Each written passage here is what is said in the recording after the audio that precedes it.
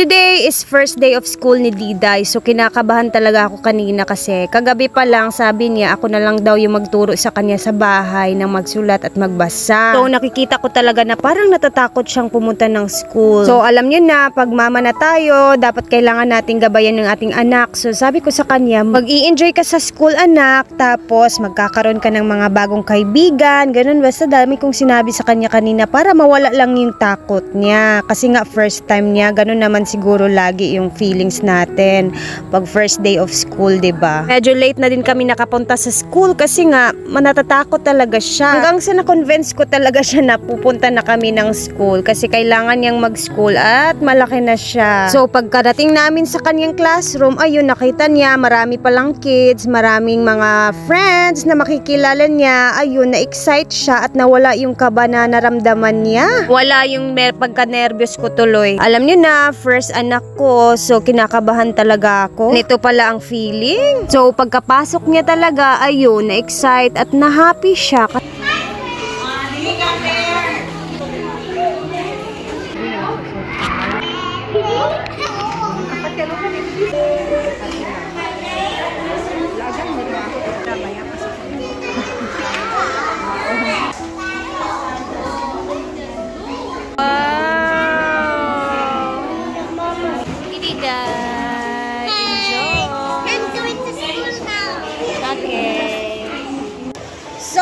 Ayan na. So, since tapos na si Diday sa school, syempre, as usual, pupunta pa rin tayo sa hinaguan. Kasi, katrabaho tayo.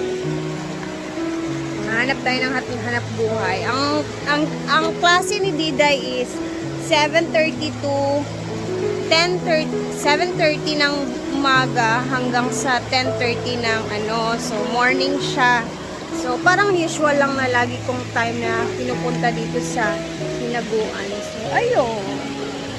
Ayan, mag-a-adjust na naman ako sa time ko at ayan, wish me luck guys. Basta sikap lang talaga ako muna sa ngayon para sa ating minamahal sa buhay. Kaya, welcome back to hinaguan. Actually, yung nangyari kagabi, kahapon, nung andun na kami sa syudad, umuwi ako kagabi. Umuwi ako mga 7:30 ng gabi pagkatapos ng show nila Madam. Sumabay ako kina Argel and kina Donna.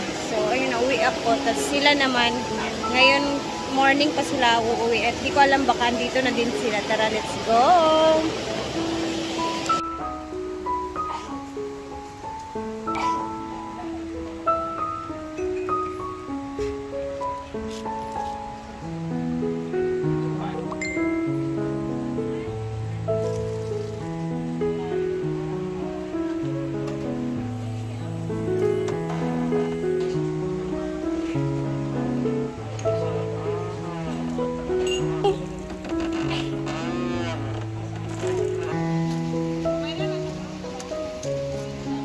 Since pasukan na tayo ngayon, ayan na, ito na, wala na masyadong tao talaga.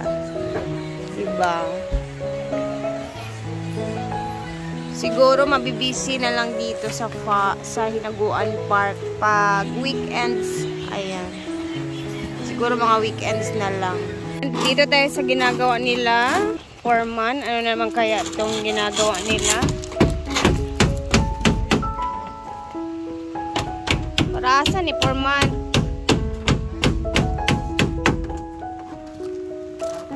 Sa kantin? Pagtarong ba? Nagtatago po si foreman.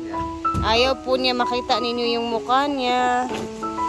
Alam niya po na bibidyohan siya. Ano sa butanganan sa?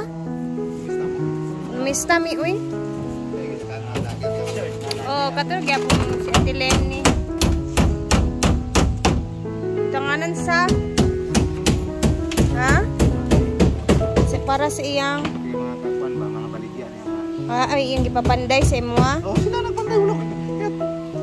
Imuwi ko kuan ba? Ito no? Saan baton? Kutong kuan, magbayad man ko. Kasi baton gani? steamer nga inani lang gud bisag inani kini ba mga sobra-sobra nimo ani steamer. Kabantay ka ng steam pang steam nga native lagi siya nga circle. Bantay ka na? Oh. Yun akong gusto para daghan akong mas steam dako imuhang buhaton.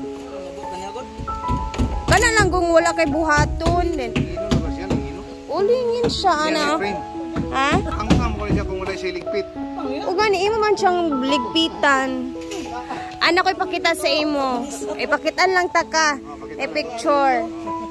Kasi para guys, para pang steam ko ba para sa kahoy na lang ako mag-steam kasi gusto ko malaking steamer pag nagluto-luto or steam ako. Diba Foreman? At pila man imong bayadan. Ito po is lagayan ni Ma'am Shiji ng kanyang mga benebenta. Oo, so nagpagawa din si Ma'am Shiji. Magbabayaran din niya. Ako magpagawa din ako kay Foreman ng ano, pang steam natin yung malaki talaga para isang steam man lang talaga kasi nahiya man ako kay Madam doon ako lagi nag-steam sa taas. Nahirapan ako kasi dapat yung malaking steamer talaga siya na native. Para kahit saan pwede ako mag-steam. Para sa mga next na mga lulutuin natin dito sa farm. Mga snacks.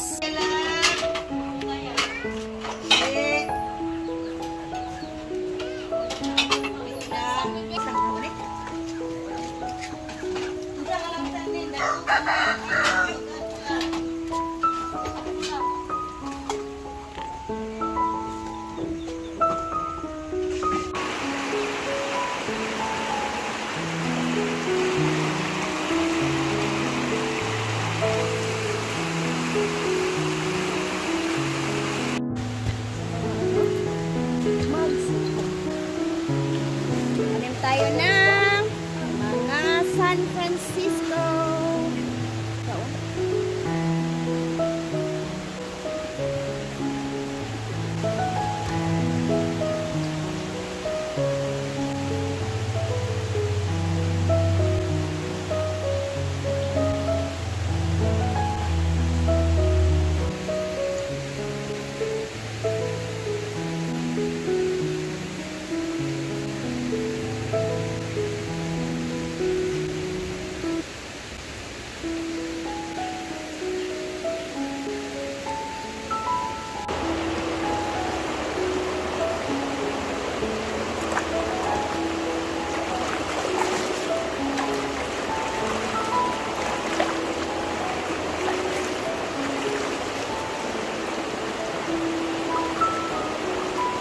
Ayan na. Andito din. Inamnan na din namin. Para medyo may kulay na din mga halaman na din sa likuran ng CR. Ayun, so bali dito lang na side yung nilagyan natin kasi yung bonfire doon or fire pit, ayan, di ba? Hindi siya maiinitan, so hindi siya masusunog, malalaya, ganon.